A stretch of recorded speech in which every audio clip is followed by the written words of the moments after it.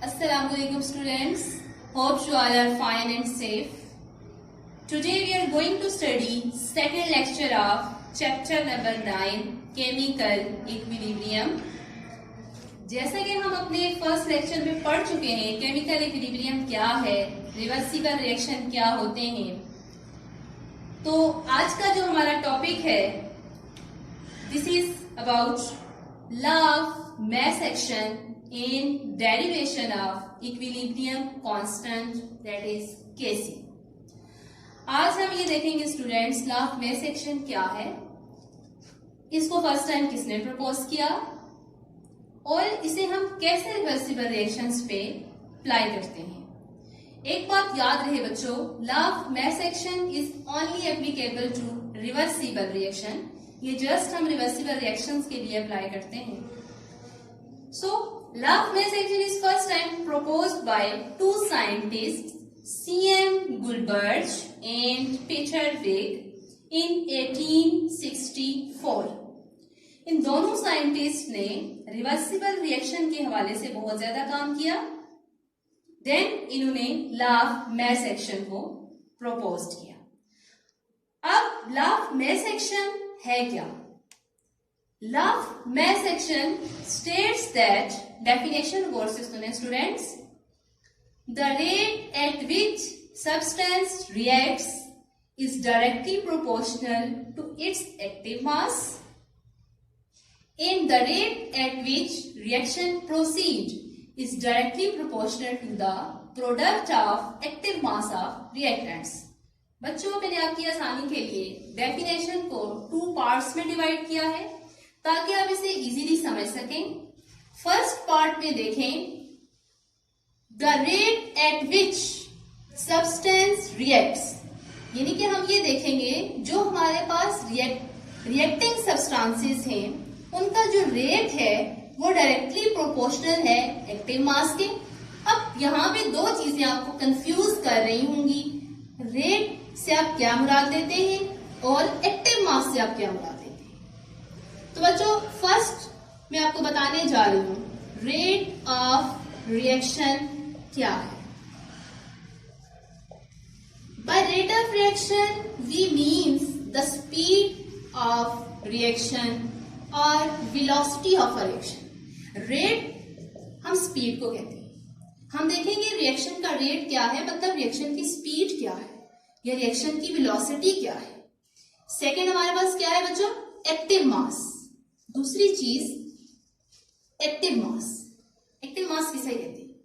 अगर मैं आपको इसकी डेफिनेशन बताऊं, active mass means molar concentration of reactants and products. Active mass means molar concentration of reactants and products.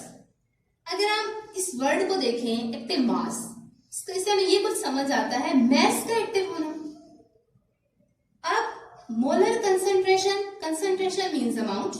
हम देखेंगे रिएक्टेंट्स और प्रोडक्ट्स की जो हम रिएक्शन में कंसंट्रेशन यूज करते हैं, मतलब इनकी अमाउंट यूज करते हैं, कितने मोल हमने यूज किए, कितने मोल हमने रिएक्टेंट्स लिए, उससे जो प्रोडक्ट बना वो कितने मोल है, उससे हम एक्टिव मास का नाम देते हैं. इसको आप कुछ ऐसे भी समझ सकते हैं जैसे हम 5 kg शुगर लाते हैं, उसमें से हम 3 kg स्टोर कर लेते हैं और 2 kg हम यूज करते हैं. अब देखिए टोटल में से हम कितना यूज कर रहे हैं, 2 kg. जो 2 kg हम मास यूज कर रहे हैं इट्स अ एक्टिव मास. जो हम यूज कर रहे हैं रिएक्शन में या किसी काम में उसको हम क्या कहते हैं, एक्टिव मास. तो अब आपको समझ आ गई होगी. अब इसको मैं मजीद समझाने के लिए एक रिएक्शन का इस्तेमाल करती हूँ. रिएक्शन देखें स्टूडेंट्स, रिएक्शन क्या है हमारे पास. Look at this reaction. 2 mole of hydrogen plus 1 mole of oxygen, they react to form 2 mole of water.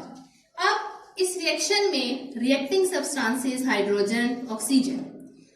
अब इस हाइड्रोजन की ये जो कंसंट्रेशन है, कितना हाइड्रोजन हम रिएक्शन में इस्तेमाल कर रहे हैं, ये कंसंट्रेशन, इसको हम एक्टिव मास कहेंगे। इसे हम क्या कहेंगे? Active mass. एंड याद रखें बच्चों, active mass is represented by square brackets. इसको हम स्क्वायर ब्रैकेट से रिप्रेजेंट करते हैं। और इसका यूनिट क्या है? इसको हम हमेशा यूनिट में लिखते हैं मोल पर डेसीमीटर क्यूब। मोल पर डेसीमीटर क्यूब, इस यूनिट में हम इसे एक्सप्रेस करते हैं, स्क्वायर ब्रैकेट से रिप्रेजेंट करते हैं। और ये है क्या? Molar concentration of reactants in products. Active mass की समझ आप लोगों को आ गई होगी। अब हम आगे लॉ ऑफ मास एक्शन की बात कर रहे थे। तो फर्स्ट पार्ट में मैंने कहा the rate at which substance react is directly proportional to its active mass. अब इसके लिए भी मैं आपको एग्जांपल से समझाती हूं। अब इसमें बेसिकली इंडिविजुअल रिएक्टेंट की बात हो रही है, like 2H2 plus O2 reversible 2H2। इसमें देखें बच्चों, फर्स्ट पार्ट में इंडिविजुअल रिएक्टेंट की बात हो रही है। इंडिविजुअल रिएक्टेंट यहाँ पे कौन है? एक हाइड्रोजन और एक ऑक्सीजन। अब इसमें हम कह रहे हैं the rate at which substance react, वो रेट जिसपे कोई भी सब्सटेंस रिएक्ट करेगा। जैसे सब्सटेंस यहाँ पे है हाइड्रोजन, दूसरा है ऑक्सीजन। हम देखेंगे ये हाइड्रोजन जो रिएक्ट करेगा, इसकी जो रिएक्टिंग कैपेबिलिटी है, इसका जो रेट होगा कि किस रेट पे ये रिएक्ट करता है, वो डिपेंड करता है इसकी अपनी एक्टिव मास पे। किस पे डिपेंड करता है? इसकी अपनी एक्टिव मास पे, जो कि डायरेक्टली प्रोपोर्शनल है। मींस के जितनी ज्यादा एक्टिव मास होगी उतना इसका रिएक्शन, इसका जो रिएक्टिंग रेट होगा वो भी क्या होगा? ज्यादा होगा। मतलब इस फर्स्ट पार्ट में हम जस्ट इंडिविजुअल रिएक्टेंट की बात कर रहे हैं। इंडिविजुअल रिएक्टेंट जो है वो रिएक्ट करेगा किस रेट पे? वो डायरेक्टली प्रोपोर्शनल होगा उसकी अपनी एक्टिव मास के। ये आप लोगों को समझ आ गया फर्स्ट पार्ट। अब हम सेकेंड पार्ट की बात करते हैं। सेकेंड पार्ट में देखें बच्चों, हमारे पास the rate at which reaction proceed. अब हम ओवरऑल रिएक्शन की बात करेंगे। रिएक्शन किस रेट पे चलेगा, रिएक्शन किस रेट पे प्रोसीड होगा। अब हम टोटल रिएक्शन की बात कर रहे हैं, वो डायरेक्टली प्रोपोर्शनल है product of active mass of reactants. यानी कि जो दोनों रिएक्टेंट्स हैं हमारे पास, दोनों जो रिएक्टिंग सब्सटेंसेस हैं, इन दोनों की जो एक्टिव मास का प्रोडक्ट है ना, उस पर डिपेंड करेगी रिएक्शन की स्पीड। मतलब कि टोटल जो हमारे पास रिएक्शन की स्पीड है कि ये रिएक्शन किस रेट पे हो रहा है, वो डायरेक्टली प्रोपोर्शनल है इन दोनों की एक्टिव मासेस पे, इन दोनों की टोटल एक्टिव मास पे। किस पे डिपेंड करेगा? इन दोनों की टोटल एक्टिव मास पे, कि दोनों की टोटल एक्टिव मास कितनी है। तो ये हमारे पास है लॉ ऑफ मास एक्शन। देखें, फर्स्ट पार्ट में हम सिर्फ जस्ट ये बताएंगे कि रिएक्टिंग सब्सटेंस, इंडिविजुअली जो रिएक्टिंग सब्सटेंस है उसका रेट डायरेक्टली प्रोपोर्शनल होगा उसकी अपनी एक्टिव मास के। और सेकंड पार्ट में हमने बताया कि जो रिएक्शन का रेट है, जो रिएक्शन प्रोसीड हो रहा है, उसका जो रेट है वो डायरेक्टली प्रोपोर्शनल है दोनों जो रिएक्टेंट हैं उनकी एक्टिव मासेस का प्रोडक्ट ले लेंगे। Total active masses of reactants की टोटल जो एक्टिव मास बनेगी उनके डायरेक्टली प्रोपोर्शनल होगा। As directly proportional, you know, एक क्वांटिटी के बढ़ाने से दूसरी क्वांटिटी बढ़ जाती है, तो जितनी ज्यादा एक्टिव मास होगी उतना ज्यादा रिएक्शन का रेट होगा। उम्मीद करती हूँ स्टूडेंट्स आपको ये समझ आ गया है। अब इसमें एक चीज students, further law of mass action basically जो है वो एक रिलेशनशिप को भी डिस्क्राइब कर रहा है। अब वो रिलेशनशिप क्या है? यू नो, हम जो पढ़ रहे हैं इस रिलेशनशिप में हमारे पास दो चीजें आ जाती हैं। एक है रेट ऑफ रिएक्शन, जिसे हम वेलोसिटी भी कहते हैं, वेलोसिटी ऑफ रिएक्शन, और स्पीड ऑफ रिएक्शन भी कह सकते हैं। और दूसरा, इसकी रिलेशनशिप किसके साथ बन रही है? Active mass. सेकंड किसके साथ बन रही है? Active mass. Means law of mass action basically एक रिलेशनशिप को डिस्क्राइब करता है जो किन दो चीजों के दरमियान में है।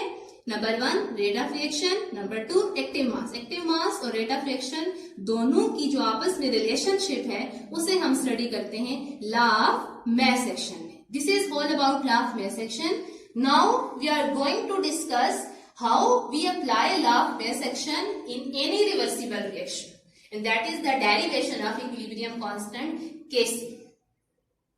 Okay students, अब हम डेरिवेशन ऑफ इक्विलिब्रियम कांस्टेंट की तरफ चलते हैं। अब हम Kc डिराइव करना सीखेंगे फॉर अ जनरल रिएक्शन, जो कि लॉ ऑफ मैथ सेक्शन हम पहले पढ़ चुके हैं। अब हम लॉ ऑफ मैथ सेक्शन को रिवर्सिबल रिएक्शन में अप्लाई करना सीखेंगे कि हम कैसे लॉ ऑफ मैथ सेक्शन को रिएक्शन पे, रिवर्सिबल रिएक्शन पे अप्लाई करते हैं। और इसके लिए हम एक जनरल रिएक्शन लेंगे जिसमें हम Kc की डेरिवेशन करेंगे कि किसी भी रिएक्शन के लिए आपको Kc लिखना पड़ जाए तो आप कैसे लिखेंगे।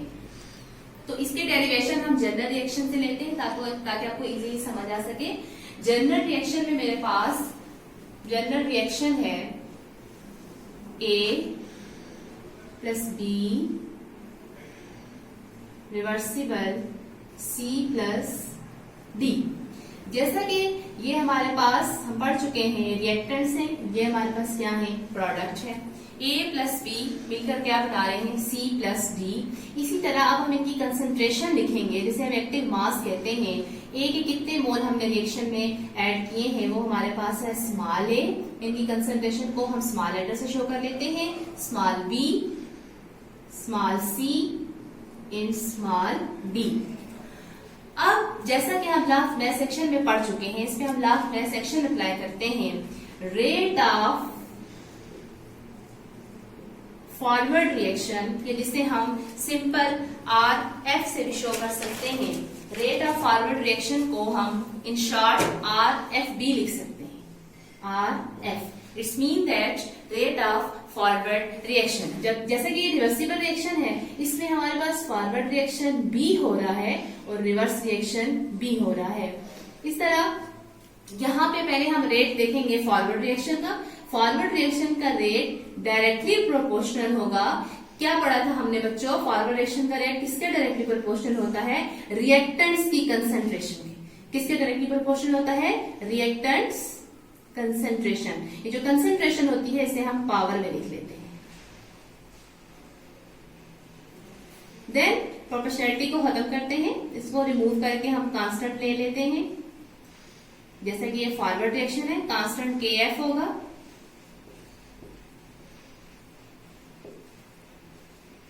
नाउ इसी तरह फॉरवर्ड रिएक्शन की तरह अब हम लेंगे रिवर्स रिएक्शन। अब हम देखेंगे रेट ऑफ रिवर्स रिएक्शन जिसे हम R से शो कर सकते हैं। Rate of reverse reaction proportional होगा प्रोडक्ट कंसंट्रेशन के। प्रोडक्ट कंसंट्रेशन, कंसंट्रेशन हम पावर में लिख लेते हैं। देन प्रोपोर्शनैलिटी को खत्म करेंगे हम कांस्टेंट से। इसके लिए कांस्टेंट हो जाएगा Kr because it is a reverse reaction.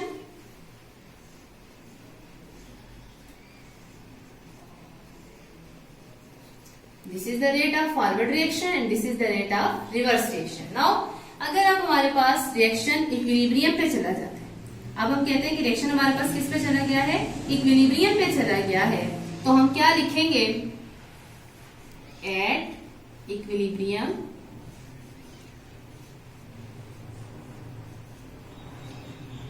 Equilibrium पे forward reaction and reverse reaction दोनों का रेट क्या होता है, सेम हो जाता है। हम लिखेंगे rate of forward reaction is equal to rate of reverse reaction. अब इनकी वैल्यूज पुट कर लेते हैं। फॉरवर्ड रिएक्शन क्या है हमारे पास, Kf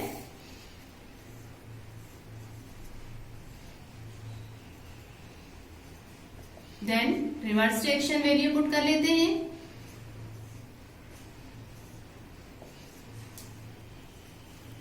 These are the values of forward and reverse reaction. Now हम इन्हें रीअरेंज कर लेते हैं, कॉन्स्टेंट्स कंबाइन कर लेते हैं। Kf, Kr, Kf के नीचे जाके डिवाइड हो जाएगा, इसी तरह ये इसके नीचे जाके डिवाइड हो जाएगा।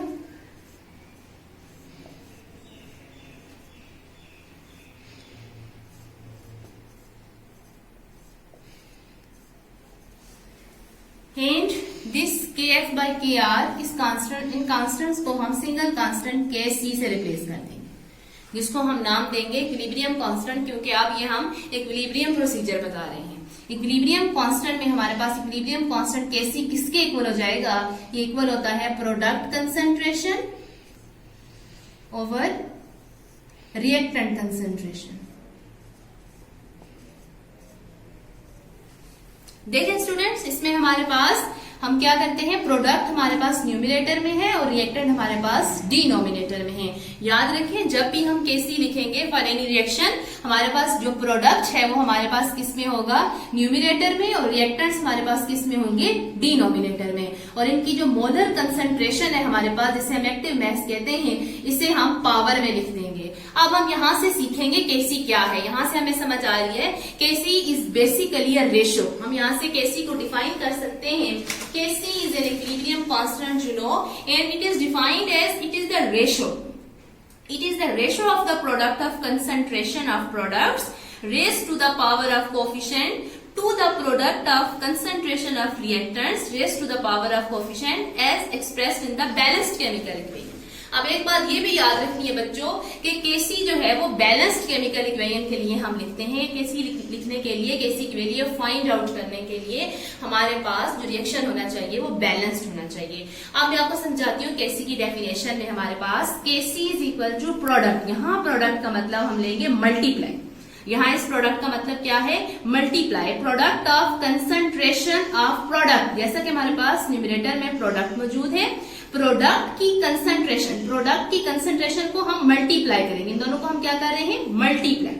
दोनों की जो भी हमारे पास प्रोडक्ट होंगे, हमारे पास जैसे यहाँ पे देखें हमारे पास दो प्रोडक्ट मौजूद हैं, इन दोनों प्रोडक्ट की कंसंट्रेशन को हम मल्टीप्लाई करेंगे, प्रोडक्ट लेंगे, प्लस नहीं करेंगे। यहाँ बीच में प्लस का साइन है, इसका हरगिज मतलब नहीं है कि यहाँ पे भी हम प्लस डालेंगे। यहाँ प्लस डालने की वजह से हमारा जो है वो Kc की वैल्यू गलत हो जाएगी। ये प्लस नहीं हमारे पास, ये मल्टीप्लाई है। ठीक है, हम प्रोडक्ट की कंसंट्रेशन का क्या ले लेंगे, प्रोडक्ट ले लेंगे विद इनके जो हमारे पास कंसंट्रेशन है, जो मोलर कंसंट्रेशन है, जो एक्टिव मैसेज है, इनको कोफिशिएंट का नाम देते हैं, इनको हम पावर में लिख देंगे। किसमें लिख देंगे, पावर में लिख देंगे। उसके बाद नेक्स्ट इसका देखें, सेकंड पार्ट इसका देखें, then product of concentration of reactants. अब ये इस प्रोडक्ट का मतलब भी क्या है, मल्टीप्लाई। इस प्रोडक्ट का भी हम क्या मतलब ले रहे हैं यहाँ पे, मल्टीप्लाई। हम इसमें भी अब रिएक्टेंट्स की कंसंट्रेशन को हम मल्टीप्लाई करेंगे। ये हमारे पास जो रिएक्टेंट्स हैं, ये जितने भी हैं हमारे पास, इनकी कंसंट्रेशन को हम क्या करेंगे, मल्टीप्लाई में लिखेंगे। यहाँ पे मल्टीप्लाई आता है, यहाँ पे प्लस लिखने की वजह से आपकी सारा जो आपका ये प्रोसीजर है ये क्रॉस हो जाएगा। और इसी तरह इसकी भी कंसंट्रेशन में कोफिशिएंट को हम पावर में लिख देंगे। तो इस तरह आपको Kc की समझ आ गई होगी। Kc में हम क्या करते हैं, product divided by reactant. Product हम न्यूमिनेटर में लेते हैं और रिएक्टेंट्स हम डिनोमिनेटर में लेते हैं। This is about a general reaction. अब हम एक और रिएक्शन लेते हैं जिससे आपको और ज्यादा अच्छी समझ में आ जाएगी कि हम Kc किस तरह से लिखते हैं, जो कि मैं डिराइव नहीं करूंगी, जस्ट मैं आपको एक रिएक्शन के थ्रू Kc लिखना सिखा देती हूँ। आप खुद तमाम रिएक्शन जो सेल्फ असेसमेंट में मौजूद हैं, उन रिएक्शंस की आप इस तरह से डेरिवेशन करें। प्रोडक्ट्स, कंसंट्रेशन, इनके फॉरवर्ड रेट, रिवर्स रेट लिखकर इनकी डेरिवेशन करके लास्ट में आप Kc की वैल्यू फाइंड आउट कर सकते हैं। अब हम एक रिएक्शन लेते हैं, हमें एक रिएक्शन दे दिया जाए और कहा जाए कि इस रिएक्शन के लिए Kc की वैल्यू फाइंड करें, तो हम कैसे लिखेंगे। फॉर एग्जाम्पल मेरे पास एक रिएक्शन है, N2 plus 3H2 reversible 2NH3।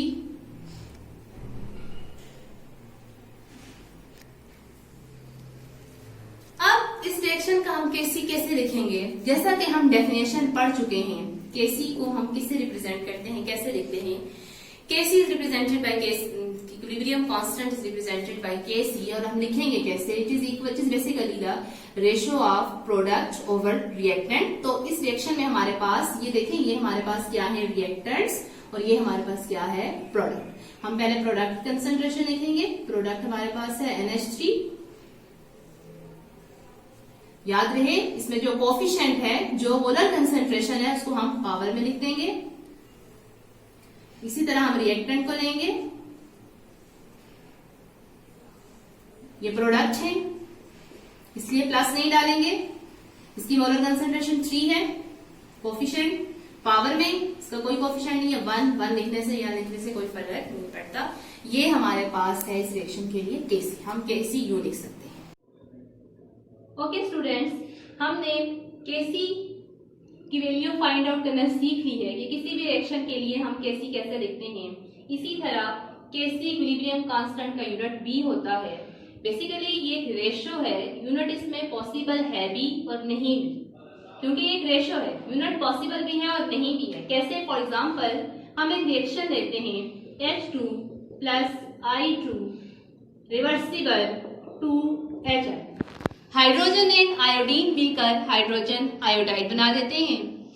ये रिएक्टेंट्स प्रोडक्ट। अब इसके लिए हम Kc लिखते हैं। Kc में हम प्रोडक्ट लिखते हैं न्यूमरेटर में, then concentration power, then reactants H2 I2। एक बात याद रहे, हम ये प्लस यहाँ पे मेंशन नहीं करेंगे। अगर आप यहाँ प्लस डाल देंगे तो आपकी Kc की वैल्यू क्रॉस हो जाएगी। This is how we write Kc। अब हम लिखेंगे unit for Kc। Unit for Kc, हम किसी भी रिएक्टेंट या प्रोडक्ट की कंसंट्रेशन को जब भी यूनिट में लिखते हैं, हम उसे मेंशन करते हैं मोल पर डेसीमीटर क्यूब की फॉर्म में, जो पहले मैं आपको बता चुकी हूँ। Mole per decimetre cube, then similar for hydrogen, mole per decimetre cube, same for iodine, mole per decimetre cube. अब देखें बच्चों, यहां पे मोल पर डेसीमीटर क्यूब की 2 वैल्यूज हैं, यहां पे मोल पर डेसीमीटर क्यूब, यहां पे भी मोल पर डेसीमीटर क्यूब, ये सारे एक दूसरे के साथ कैंसल आउट हो रहे हैं। अब जब ये कैंसल आउट हो जाएंगे तो हमारे पास कोई यूनिट बाकी नहीं रहेगा। देन हम लिखेंगे Kc हैज नो यूनिट। इस केस में जबकि रिएक्टेंट्स और प्रोडक्ट की कंसंट्रेशन सेम हो जाती है, इसमें हमारे पास Kc के लिए कोई यूनिट नहीं रहता। इसीलिए हम कहते हैं रिएक्शन में Kc का यूनिट हो भी सकता है और नहीं भी हो सकता। एक बात याद रखें बच्चों, जब भी हम Kc लिखेंगे या यूनिट फाइंड आउट करेंगे, उसके लिए हमारे पास रिएक्शन हमेशा बैलेंस्ड होना चाहिए। जब तक बैलेंस केमिकल इक्वेशन नहीं होगी, ना तो हमारा Kc से ही होगा और ना ही हमारा यूनिट से ही होगा। इसी तरह हम एक और एग्जांपल से समझते हैं। इसमें जैसा कि हमारे पास वैल्यू है नो यूनिट, हम एक और एग्जांपल कंसीडर करते हैं।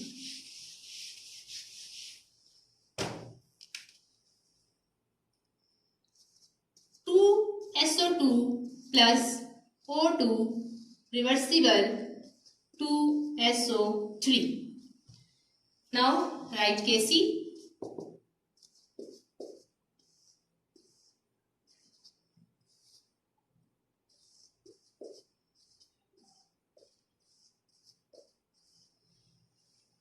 This is how we write Kc for this reaction. Then unit for Kc. अब जब हम यूनिट लिखेंगे मोल पर डेसीमीटर क्यूब, अगेन मोल पर डेसीमीटर क्यूब, मोल पर डेसीमीटर क्यूब। अब की बार देखें बच्चों, यहाँ पे ये वैल्यूज एक दूसरे से कैंसल आउट हो जाएंगी।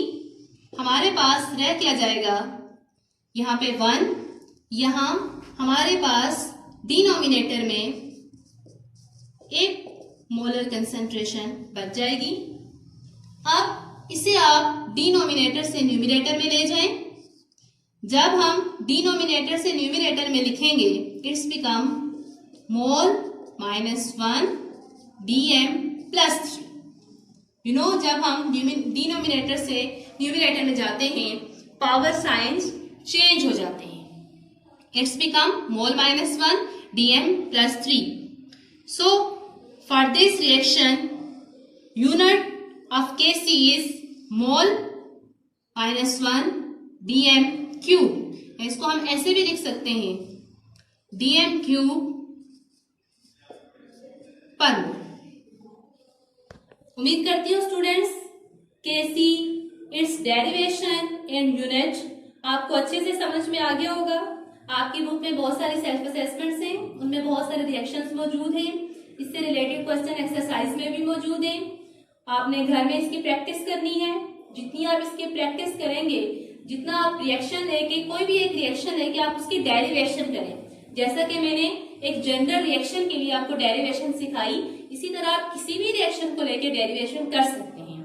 आपने डेरिवेशन करनी है, केसी लिखने हैं, यूनिट फाइंड आउट करने हैं। आप देखेंगे डिफरेंट रिएक्शंस के लिए डिफरेंट यूनिट्स आएंगे, तो इससे आपको अच्छे से अंदाजा हो जाएगा और आप अच्छे से सीख जाएंगे। ओके, अल्लाह हाफिज।